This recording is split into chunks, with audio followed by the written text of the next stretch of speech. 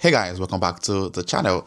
Now, many UK employers or organizations are currently losing their license to sponsor, and this is not only impacting the company's ability to retain their employees or sponsor those who are looking for visa sponsorship. This also impacts those who have been sponsored or were currently being sponsored by these employees. And that's why in this video I'm going to talk about the reason why most of these organizations are losing their license to sponsor and how you as an employee can protect yourself and ensure that you're not caught unprepared when the employer loses their license. And this cut across different job roles ranging from organizations within the public sector, the private sector, whichever organization you work with. Some of the information in this video would definitely be relevant to you, or if you're currently on a visa sponsorship, you sure do want to watch this video to the end. And if you're coming across my channel for the first time, my name is Daniel. I share everything UK immigration, transition into tech, and personal finance on this channel. You want to do well to hit on the red subscribe button to join the amazing growing family. And my returning subscribers, thank you guys for being here. I really do appreciate you guys. So without further ado, let's get right into the video. Before I get on with the video, I'd like to give a special shout out to the sponsor of this video, TechDrive. Now, TechDrive will be organizing a 6 weeks intensive data analytics training starting from the 10th of January 2026. Guys, you definitely don't want to miss out on this. Now, data roles are supposed to be one of the most popular job roles, one of the job roles that there are loads of vacancies on within the United Kingdom and across Europe. And if you're someone who's looking at transitioning to a job that gives you more flexibility, or you want to learn data skills to help improve your performance on your current job role, for whatever reason you're looking at learning data analytics, you definitely want to jump on this training. Now, in the course of this training, you're going to be exposed to tools like advanced Excel up to VB and macro level. You'll be exposed to how to create ETL pipelines using SSIS, interrogating and manipulating data on SQL, and then creating business intelligence reports on Power BI. So if this sounds like something you'll be interested in, all you need to do is to send an email to info@techdriveuk.com or visit our website at www.techdriveuk.com, or send us a WhatsApp message on the number displayed on your screen right now. Trust me, guys, if you're looking at transition into tech, data analytics is one of the easiest way to get your foot into the tech space, and you can then always explore other tech roles you've got interest in. Now, aside from the technical skills, especially for those who want to join the training to get a job with sponsorship, aside from the technical skills, we also help you work on your CV.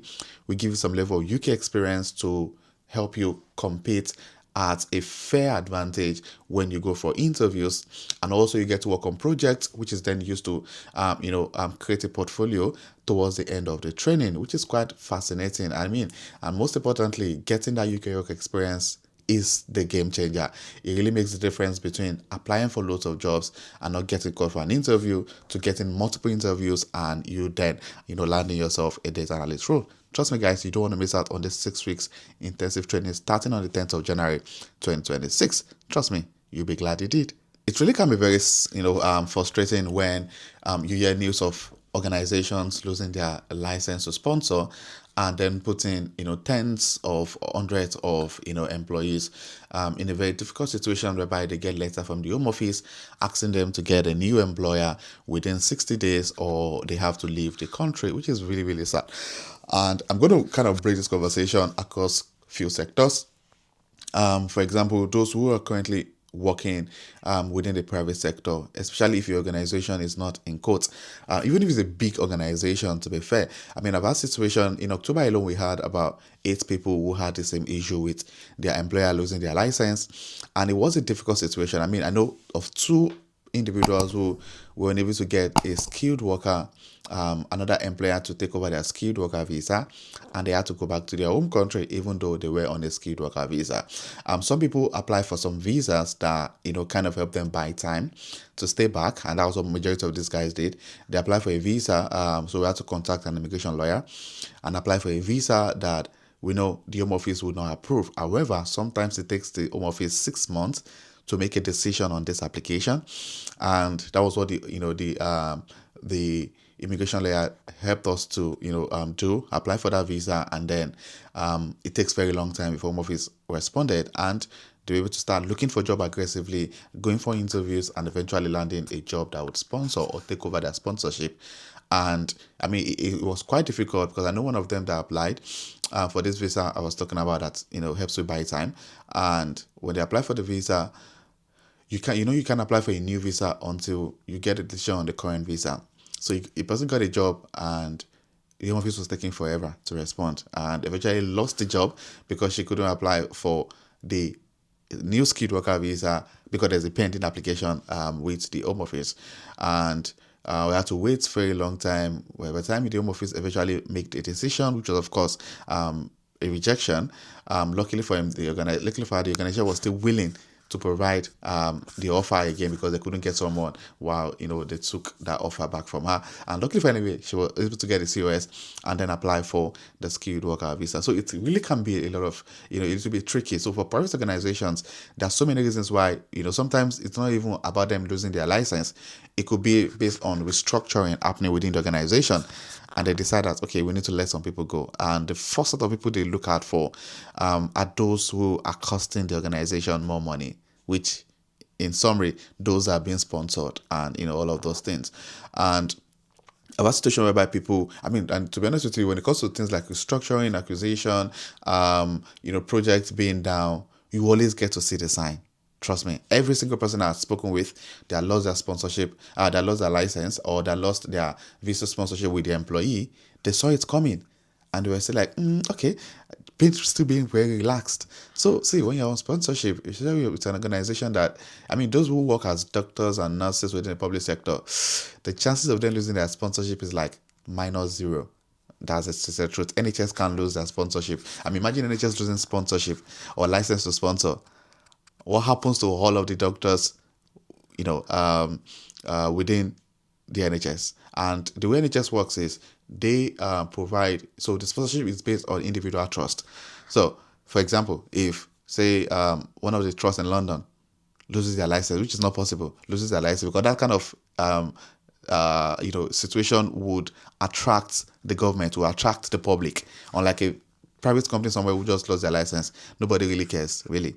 But if a public sector loses their license, it brings up a lot of conversation, it brings up a lot of attention, which gets the situation more resolved than the other situation. That's why for me, so someone like me, I'm always very more, should I say, biased about if you're going to get sponsored by a public organization. Now, some people disagree with that thought. They think, oh, if you get sponsored by a public organization, you don't get paid well enough like your counterparts in the private sector, which is absolutely valid. However, while on sponsorship, I think the goal, even though making money is very important, the goal basically is to have that peace of mind. Trust me, peace of mind is not overrated. It's absolutely, important. Having that peace of mind knowing that your employer, chances of them losing their license is very, very low. Share your thoughts about this in the comment section. You might agree, you might disagree with my line of thoughts. And I had a family that the husband works with one of the private firms in Manchester, while the wife works as a nurse with one of the NHS trusts in Manchester. Also, I think Manchester University Foundation NHS Trust. Now, they both got sponsorship, and there was a conversation about, who should move to the dependent visa so that one person can be free and all of that. And when they reached out to me to just hear my thoughts on what do I think they should do, and I'm like, as much as the husband makes more money, probably has more capacity to make more money, it just makes sense for the wife to be on the dependent or to be on the skilled worker visa because she works as a nurse with the NHS. The chances of her losing the sponsorship is close to 0 compared to the guy that works with a private organization that, they could get, bought by another firm, and then restructuring start happening, and he gets to lose his license to sponsor or lose his job. There's so many things that comes with working with a private organization. You could even lose your job even if they don't lose their license. So there's so many issues that comes around it. And I was like, see, it makes sense too. And this conversation happened earlier last year in 2024. Now, fast forward to the end of 2024, I got a call from this same family.